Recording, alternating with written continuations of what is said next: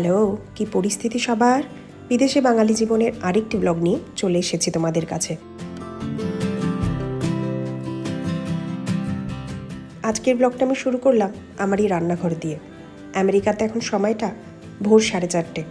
আজ আমার flight India যাওয়ার, তাই ভোর ভোর উঠেছি রান্নাবান্নাগুলো সেরে নিতে। রান্না আমি কালই করে রাখতে পারতাম, তবে তোমাদের তো বললাম যে সময়ের অভাবে করে উঠতে পারিনি। তাও এক প্রকার সময় ম্যানেজ করতেই পারতাম। একবার ভাবলাম যে যেহেতু আমি আগামী 3-4 দিনের খাবার স্টোর করব, দিনের দিনই রান্না করে রেখে যাই, কাল থেকে তো বাসিই খাবে।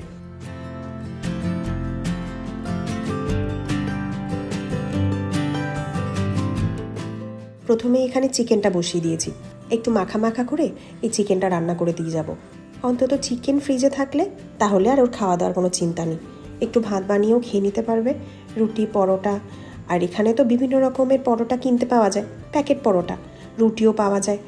সেরকম হলে এক প্যাকেট কিনেই নিয়ে আসতে পারবে, মাংসটা দিয়ে খেয়ে নিতে পারবে। আর এই মাংস বেশি দিন থাকার কথা নয়, যা আমার হিসেব 1 সপ্তাহ ওর চলবে। আমি যদিও বা বলে রেখেছি 3 থেকে 4 দিনের মধ্যেই শেষ করে দেবে। দুপুরবেলা খাবে, রাতে খাবে, কিন্তু মনে হয় না যে সেটা হবে। দুপুরে এইটা খেলে রাতে তখন ওর অন্য কিছুই খেতে ইচ্ছে করবে, তখন বাইরে থেকে অর্ডার দেবে, না হলে নিজে কিছু একটা বানিয়েই নেবে।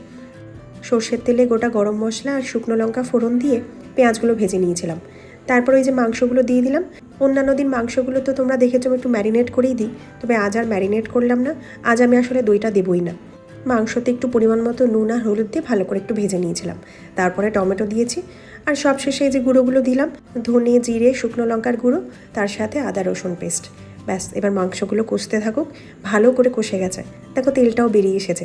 আমি আলাদা করে জল দেবো না, এই মাংস থেকে ঢাকা দিয়ে রাখলে আবারও একটু জল বেরোবে, তাতেই রান্নাটা করব। আজ সকালবেলাটা শাওন অফিসটা ছুটি নিয়েছে, দুপুরবেলা এসে কাজ করবে, তাই 2টো আলু দিলাম আজ দুপুরে খাওয়ার মতন। আজ দুপুরে খাবারটা আমি আলাদা করে প্যাক করে যাব, আর এমনি অন্যান্য দিনের খাবারটা আলাদা করে প্যাক করব। তাও আমি 2টো করে বক্স করেই যাব, দুপুরের খাবারটা বাদ দিয়ে।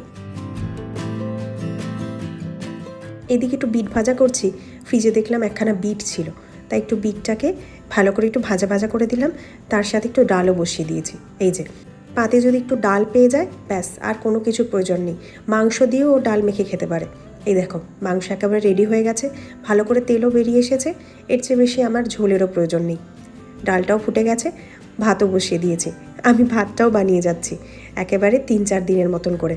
ভাত বানিয়ে যাওয়ার কারণ হচ্ছে দুপুরবেলা নিঃশ্বাস নেওয়ারও টাইম নেই, তাই জন্য দুপুরবেলাটা ভাত বসাতে গেলে হয় ভাত পুড়িয়ে ফেলতে পারে, না হলে দেখা যাবে অর্ধেক দিন দুপুরে খাচ্ছে না। তাই জন্য অন্তত 4 দিনের মতন করে দিয়ে যাই, তারপরে যা করার করবে। যেটুকু করার ক্ষমতা সেটুকু করে রেখে যাচ্ছি।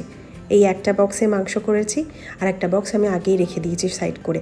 আর এইদিকে একটু ডালটাকে ফোড়ন দেবো। 5 ফোড়নের ডাল খেতে ভীষণ পছন্দ করে শাওন, তাই একটু বেশি করেই 5 ফোড়নটা দিলাম। আর ডালটা একটু পাতলাই থাকবে, খুব থকথকে ডাল খেতে পছন্দ করে না। ওইদিকে বিট ভাজাও হয়ে গেছে, এদিকে ডালও রেডি হয়ে গেছে। ভাতটাও নামিয়ে দিয়েছি। ভাতটাও 4 দিনের মতন করে বক্স করে প্যাক করে গেছি, যাতে যেই দিনের ভাত সেদিন বের করেও খেতে পারে। ডালটাও এরকম 2টো পাত্র করেই রেখে যাব, যখন একটা শেষ হবে তারপর আরেকটা পাত্র ধরবে। সব বলে বুঝিয়ে যাচ্ছি। আর যাতে ভুলে না যায় তার জন্য ফ্রিজে কতগুলো স্টিকি নোটও আটকে দিয়েছি, সব কিছু লেখা আছে তাতে। বিয়ের আগে যখন কোথাও ঘুরতে যেতাম এত কিছু চিন্তা করার দরকারই ছিল না, নিজেকে রেডি করাটাই সব থেকে বড় চিন্তা ছিল। ব্যাস, বিয়ের পরেও খানিকটা সেরকমই দিন কাটিয়েছি, তবে বিদেশে আসার পর থেকে বুঝতে পেরেছি কাকে বলে দায়িত্ব আর কাকে বলে সংসার। এই যে ব্যাগপত্র নিয়ে বেরিয়ে পড়েছি। মাঝে আর তোমাদের সাথে কথা বলার একদমই সময় পাইনি, কারণ আমাদের 6:30টার মধ্যে বাড়ি থেকে বেরোতেই হতো। তার মধ্যে রান্না সেরে উঠতে উঠতেই আমার 6:45 বেজে গেছিলো, তাই দৌড়ে দৌড়ে রেডি হলাম। ব্যাগপত্র তো সব গোছানোই ছিল, আর কি পরবো সেগুলো সব বের করে রেখেছিলাম। সব নিয়ে এবার রওনা দিচ্ছি ইন্ডিয়ার উদ্দেশ্যে।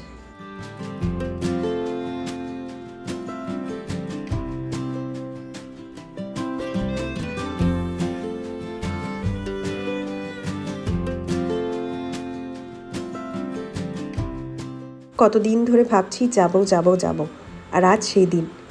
এক্সাইটমেন্ট কাজ হচ্ছে ঠিকই, তবে সত্যি কথা বলতে মনটাও একটু খারাপ লাগছে। শাওনকে একা রেখে যাচ্ছি বাড়িতে, কখনো সেইভাবে একা রেখে কোথাও যাইনি। একসাথেই আমরা সবসময় জার্নি করি সব জায়গায়, তবে কি আর করা যাবে, কাজটা তো আগে। ভোরবেলার সকালটা এত সুন্দর লাগে, কত স্নিগ্ধ না। বাইরেটা আজ দেখলাম ঠান্ডাও রয়েছে, হালকা একটু ঠান্ডা তো বলেইছি পড়ে গেছে, সেই সকালের দিকটা একটু ঠান্ডাটা বেশিই লাগছে।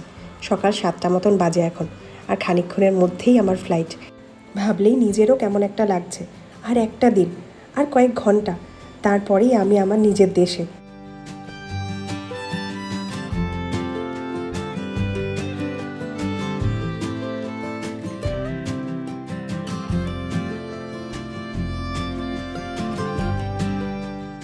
কি পরিমাণে কুয়াশা দেখো চারিদিকটা। এখানে একটা বড় লেক আছে, অনেকটা বড় লেক, সংলগ্ন একটা পার্কও রয়েছে। গরমকালটা খোলাও থাকে। তোমাদেরকে নিয়ে একবার আসবো। ওই লেকটার জন্য ওই পরিমাণ কুয়াশা ছিল ওই জায়গাটা।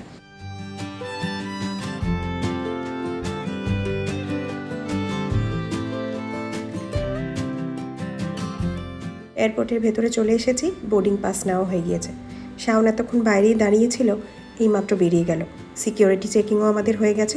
এবারে মেট্রো রেল ধরে আমাদের যে দিক থেকে ফ্লাইটটা ছাড়বে, আমরা এয়ারপোর্টের সেদিকটায় যাব।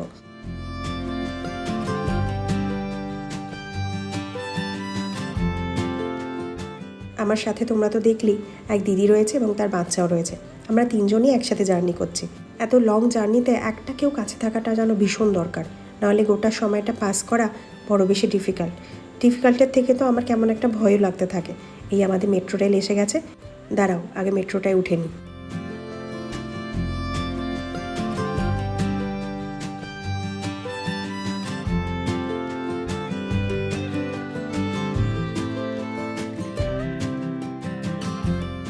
ছোট্ট একটা বগি, দেখতেও বেশ কিউট লাগছে।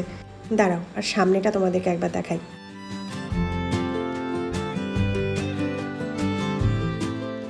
কি সুন্দর লাগছে না সামনেটা। মেট্রো থেকে নেমে গেছি, এখন আমরা যাচ্ছি আমাদের ফ্লাইটের দিকে। মোটামুটি আমাদের সব কাজবাজি শেষ। হাতের ব্যাগটা একমাত্র সাথে রয়েছে। 11টার সময় আমাদের ফ্লাইট ছাড়বে। এখন 10টা 15 বাজে। এখন আমরা ডিরেক্ট ফ্লাইটে চলে যাচ্ছি।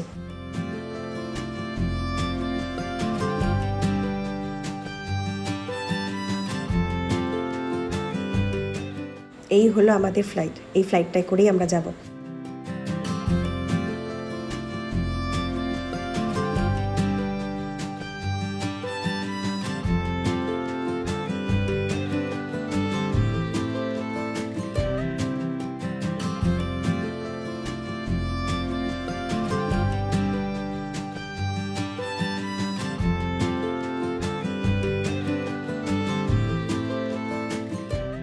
এবার আমরা চলে যাচ্ছি ফ্লাইটের ভেতরে, কারণ দেখতে দেখতে সময়টা 10:30 বাজে, আর কিছুক্ষণের মধ্যেই ফ্লাইটটা ছেড়ে দেবে। তাই জন্য আমরা তাড়াহুড়ো করে এক প্রকার দৌড়াদৌড়ি করেই ফ্লাইটের দিকে ছুটে আসলাম।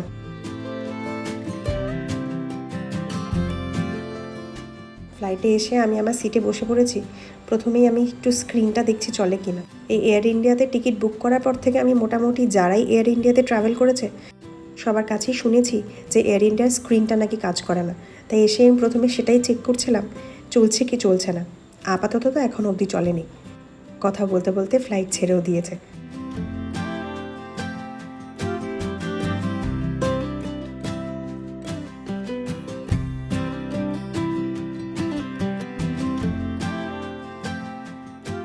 আর মাত্র 15 ঘন্টা, তার মধ্যেই পৌঁছে যাব দিল্লি এয়ারপোর্ট।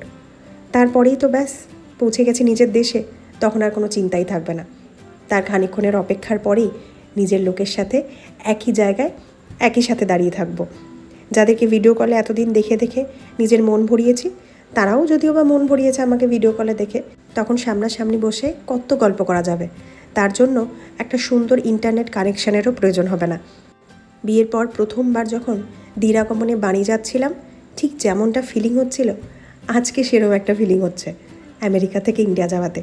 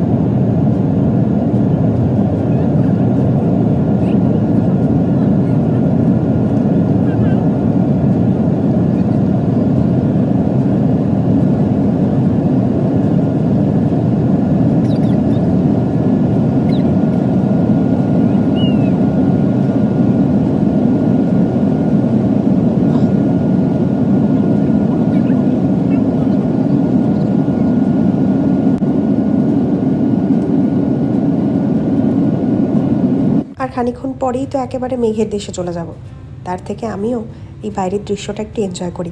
ব্লগটাও এখানেই শেষ করি। আমার ব্লগ যদি তোমাদের ভালো লেগে থাকে তাহলে লাইক, শেয়ার এবং সাবস্ক্রাইব করো। এবং আমাকে যদি কিছু বলতে চাও অবশ্যই কমেন্ট করে জানিও। ধন্যবাদ।